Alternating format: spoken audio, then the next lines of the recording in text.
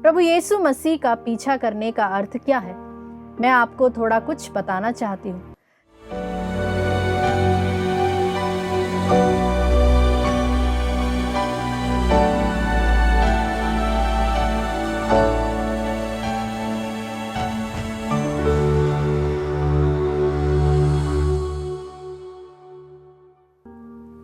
क्रिस्त में मेरे प्यारे भाई और बहनों, आप सबों को मेरा प्यार भरा जय यीशु। मैं एक बहुत ही खूबसूरत बात आपको बताना चाहती हूँ। यीशु मसीह जब इस पृथ्वी पर थे तब वे एक बात कहते थे, आओ मेरे पीछे चले आओ, कम एंड फॉलो मी।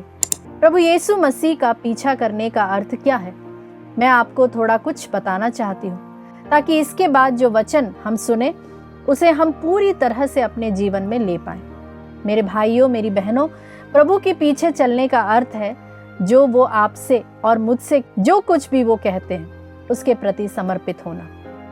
बहुत साल पहले उसने पेतरुस से नाव मांगी और जैसे ही पेतरुस ने यीशु को अपनी नाव दे दी, उसने उसकी नाव को मछलियों से भर दिया। कई सारे लोग जो हैं वचन को सुनते हैं, एंजॉय भी करते, तालियां बजाते हैं, आमीन भी बोलते, लेकिन सबसे ज्यादा जरूरी है उस वचन के प्रति समर्पित रहना। अगर आप चर्च में गए या आप बाइबल पढ़ रहे हैं या फिर आप मुझे YouTube पर इस वक्त सुन रहे हैं या किसी को भी सुन रहे हैं और आपके सामने ऐसी बातें आती है जैसे कि वचन में लिखा है कि तुम्हारे अंदर किसी के लिए कड़वाहट ना हो, हमारे दिल में किसी के लिए बिटरनेस ना हो, जैसे आप यह वचन पढ़ रहे हैं और उसी समय आपने प्रभु से कहा कि प्रभु मेरे अंदर बहुत कड़वाहट है, मैं इसे नहीं रखना चाहती या चाहता, मैं इस वचन के प्रति आपके सामने अपने को समर्पित करता हूँ, आप मुझ पर दया कीजिए, मुझे इससे छुड़ाइए। याद रखिए, समर्पण बहुत ज़रूरी है। मुझे पूरा विश्वास है कि प्रभु उस प्रार्थना करने वाले को ज़रूर ब्लेस करेगा। आज भी जो वचन आपके साथ शेयर करना चाहती हूँ वो आपको बहुतायत से ब्लेस करने वाला है।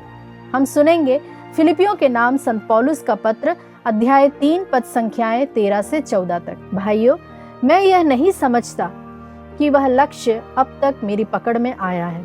मैं इतना ही कहता हूँ कि पीछे की बातें भुलाकर और आगे की बातों पर दृष्टि लगाकर मैं बड़ी उत्सुकता से अपने लक्ष्य की ओर दौड़ रहा हूँ, ताकि मैं स्वर्ग में वह पुरस्कार प्राप्त कर सकूं जिसके लिए ईश्वर ने हमें ईसा मसीह में बुलाया है। आमीन। पौलुस यहाँ पर एक बहुत ही खूबसूरत बात लिख रहा है। वह कहता है कि जो कुछ भी मेरे साथ हुआ है मैं उसे भुला देता हूँ। नो डाउट पौलुस अपने जीवन में हुई पॉजिटिव बातों को तो भूल नहीं सकता और ये बहुत ही अच्छी बात है, लेकिन पौलुस ने अपने लाइफ में जो कुछ उसके साथ बुरा घटित हुआ था उसने उसे भुलाना सीख लिया था। कैसे? क्योंकि पौलुस के सामने एक दूसरा लक्ष्य था। प्यारे विश्वासियों, अगर आप चाहते हैं कि आपके मन से कुछ ऐसी चीजें निकल जाए जो आपके ग्रोथ के लिए अच्छी नहीं है, तो आपको अलग से एक लक्ष्य रखना होगा, ताकि जब भी आपको आपका पास्ट खींचे आप अपने फ्यूचर की तरफ दौड़ सके।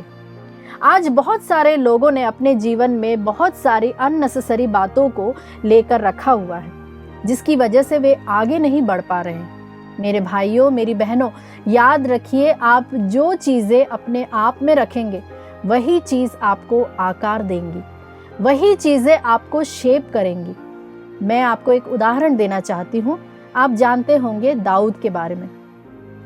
दाऊद अपने भाइयों से मिलने गया था और जैसे ही उसने देखा कि वहाँ पर एक व्यक्ति जो कि उन्हें चुनौती दे रहा था, चैलेंज कर रहा था कि आओ मुझसे लड़ो, कोई लड़ने के लिए तैयार नहीं था, लेकिन दाऊद ने कहा मैं जाऊंगा, मैं लड़ूंगा। और प्यारे विश्वासियों, क्या आपको पता है, जब वह राजा के सामने जाता है यह बोलने के लिए कि मैं उससे लड़ूंगा, आप डरो मत, तब राजा शाऊल उसकी सारी बातें सुनता है और वह गोलियात को मारने के लिए तैयार है। तब शाऊल उससे कहता है कि नहीं, तू तो बच्चा है, लेकिन वह तो तभी से योद्धा है जब से वह बच्चा था। तब दाऊद वहां पर कहता है कि मैं चरवाहा हूँ, जब कभी मैं अपनी भेड़ों को चराता हूँ, कभी कभी भेड़िया आते हैं, शेर आते हैं और वह उन्हें लेकर चला जाता है, लेकिन मैं उनका पीछा करता हूँ और अपनी भेड़ को मैं बचाता हूँ। क्या आप यहाँ पर देख रहे हैं कि दाऊद अपना पास्ट एक्सपीरियंस शेयर कर रहा है? दाऊद उसे कह रहा है कि मुझे याद है, मुझे पता है कि कैसे परमेश्वर ने मेरी मदद की है, कैसे उसने मेरी भेड़ों को बचाने में मेरी सहायता की। और उसके बाद वह कहता है कि यह खतना रहित फिलिस्तीनी, यह गोलियात मेरे हाथों मरेगा। प्यारे विश्वासियों, जरा सोचिए, दाऊद के घर के अंदर उसका अपना कोई आदर नहीं था, क्योंकि वह सबसे छोटा था।